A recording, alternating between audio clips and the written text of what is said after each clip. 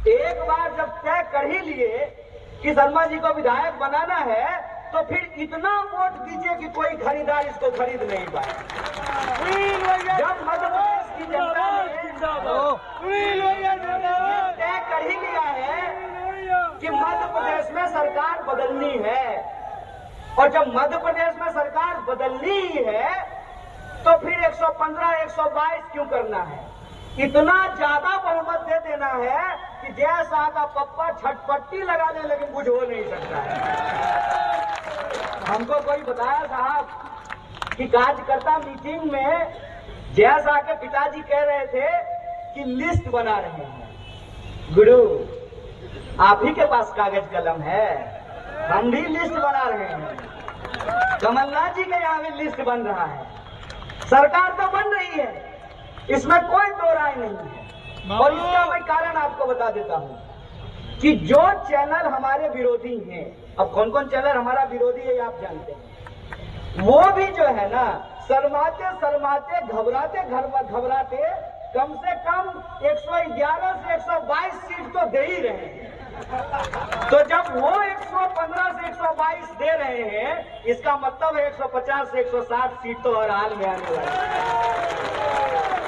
और जब मध्य प्रदेश में सरकार बदल रही है तो ग्वालियर 15 की जनता के ऊपर, उनके कंधों के ऊपर दोहरी जिम्मेवारी है। एक 2018 में जो आप कुछ रात बेईमानी किया, जिसपे भरोसा करके, भारतीय राष्ट्रीय कांग्रेस पे भरोसा करके, पंजे पे बटन दबा करके आपने जिसको एमएलए बनाया, वो रोकड़ा लेकर के आपसे धोखा करके भाग गया। और काम करने का छोड़ दीजिए, कोरोना हुआ बीच में, कितना ऑक्सीजन सिलेंडर लेकर के नेता आपके घर पे आए। कोरोना हुआ, कितना आपके सुख दुख में खड़ा रहे। कोई ऐसा व्यक्ति नहीं यहाँ बैठा हुआ है जिन्होंने अपने प्रियजनों को कोरोना में नहीं खोया है।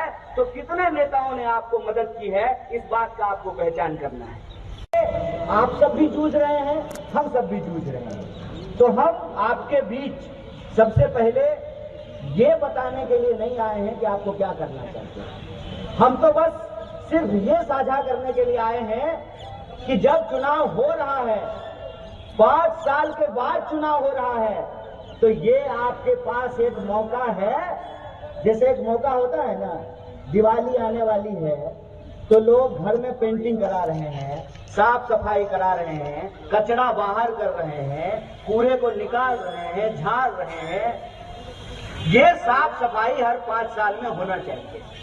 और मध्य प्रदेश की जनता ने 2018 में ये साफ सफाई कर दी थी, कचरा बाहर निकाल दिया था। लेकिन पहली बार हमने देखा है कि ऑटोमेटिक कचरा था, निकालने के बाद भी बाहर नहीं जा रहा है, डस्टबिन में पहुंचा दे रहे हैं तो उठ करके घर में आ जा रहा है।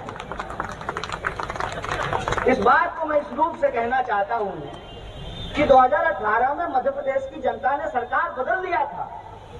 बीजेपी को अभी चुनाव के वक्त होश आया है कि मुख्यमंत्री बदल देना चाहिए। लेकिन मध्य प्रदेश की जनता को 5 साल पहले यह बात समझ में आ गया था कि यह घोड़ा नहीं चलने वाला है, यह सिक्का खोटा है, इसको बदलो।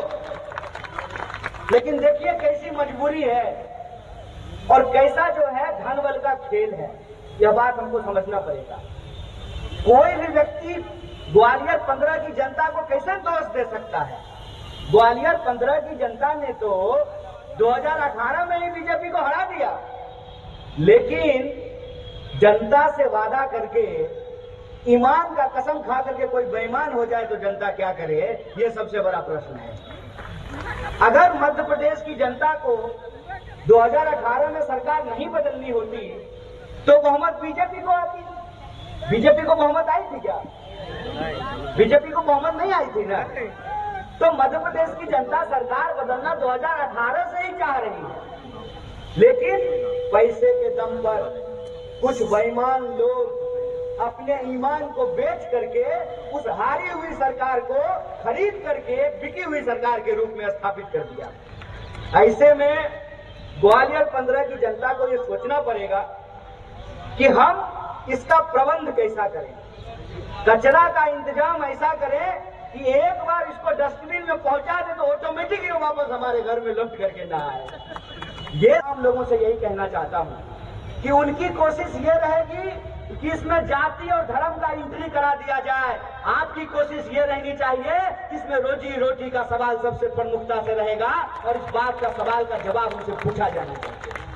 आए हैं विधायक जी, मुझे तो लगता है कई बार उनको संकट भी हो जाता होगा, लेकिन बता रहे थे लोग कि यहाँ के स्थानीय विधायक जो हैं बड़े जबरदस्त एक्टर हैं।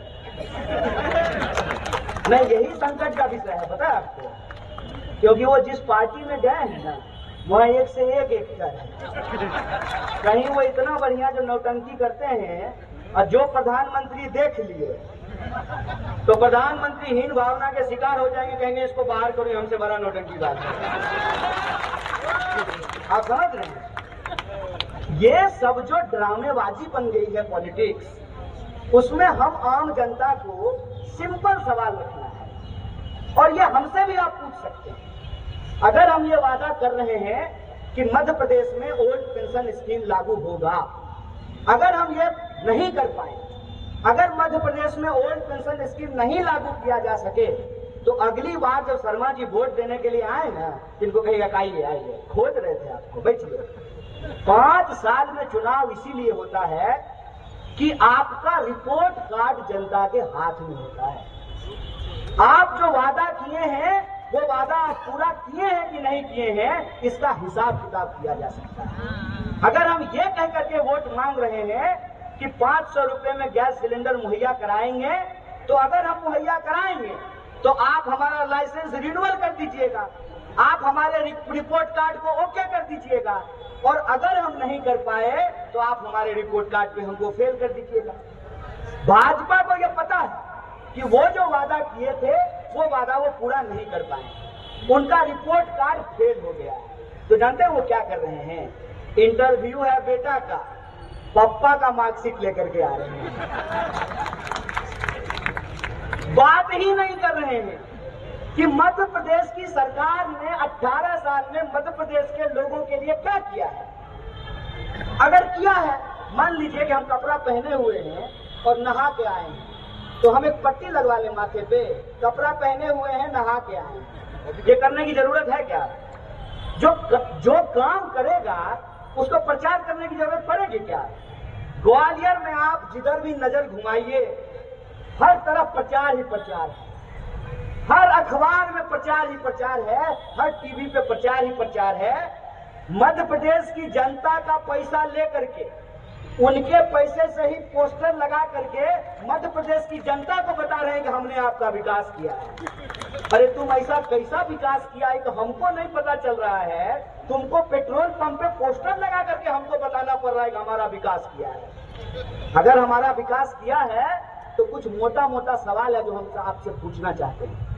मेरा ग्वालियर का इतिहास बहुत अच्छा नहीं है, लेकिन मैंने अपनी आंखों से जो कुछ चीजें देखी है मैं आपके सामने रख रहा हूँ। अभी वर्ल्ड कप चल रहा है ना, ग्वालियर के स्टेडियम में पहले मैच होता था कि नहीं होता था? सहवाग यहाँ बहुत मारता था ना, सचिन डबल सेंचुरी। अब मैच हो रहा है, क्यों? सारा मैच अहमदाबाद में ही होगा, ग्वालियर में नहीं होगा।